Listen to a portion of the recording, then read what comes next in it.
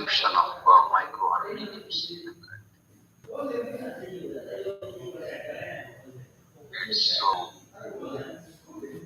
there are certain foods what you are consuming as a probiotic, and whenever they go inside the gut, they actually affect the system, affect the microbiota of the system, and by doing that, a person remains healthy. It influences several functions.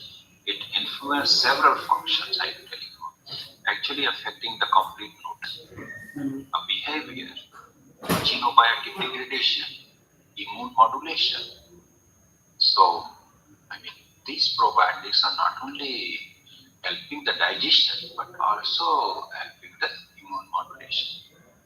And the other several nutritional behavior are being affected using certain probiotics.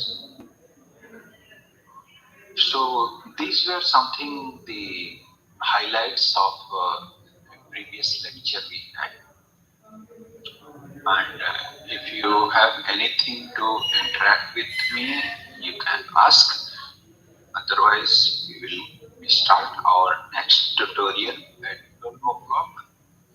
And the laboratory demonstration to understand that the equipments, what are these instruments which are being used, which can be applied.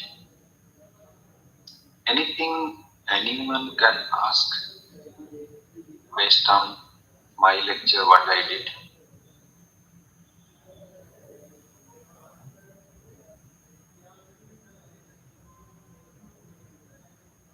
How probiotics act on prebiotics in human body. Probiotics utilize prebiotics. Prebiotics are oligosaccharides, it's a sugar, and they utilize during their nutrition, during their growth. So they are having ability, the enzymes can digest these prebiotics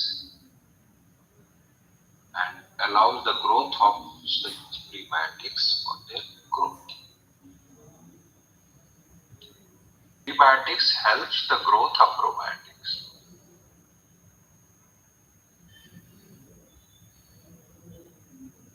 Are the prebiotics not absorbed by the human gut? Yes, it is not. It is a very complex carbohydrate sugar, and we don't have, in our gut, we don't have enzyme to digest these complex sugars, which is xylo-oligosaccharides and fructo-oligosaccharides.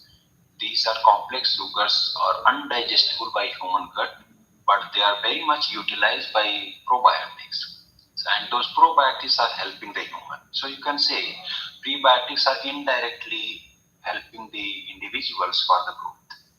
And trust me that Indian foods like wheat bran and rice bran, millet bran, now the national mandatory mission, now they are covering this millet, use of millet by our national priority, because these millets are having very rich source of prebiotics.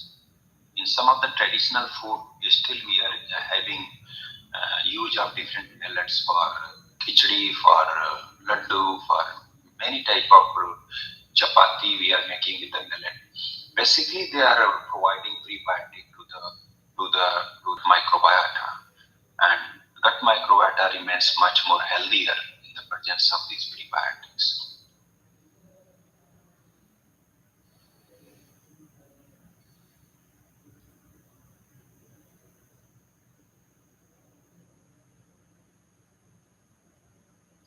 Yes, anything else?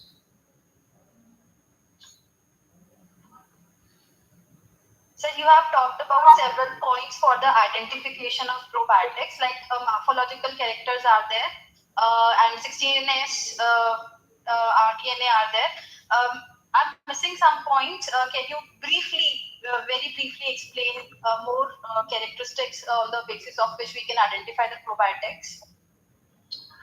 Okay, I was just talking about that we can have three different criteria. One is the morphological, and another is biochemical, and third is molecular. Morphological is something which you can identify the bacteria based on its morphological behavior. Something if you go for microscopic images, some are cocci, some are lactobacilli, so you have a rod shape. So something which is a bacillus. If you have a round shape, something like a coccus. So in lactic acid bacteria, mostly either they are bacilli or cocci. So some of them are also like a cocobacilli. So you can identify that if you have lactobacillus, then definitely its shape will be rods. So based on morphological behavior, you can go light microscope, electron microscope, scanning electron microscope, and it gives a very clear image of the strain. Number two, I was talking that based on the biochemical feature, uh, like you can identify. Biochemical is something like you can stain.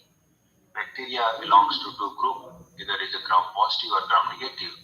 So most of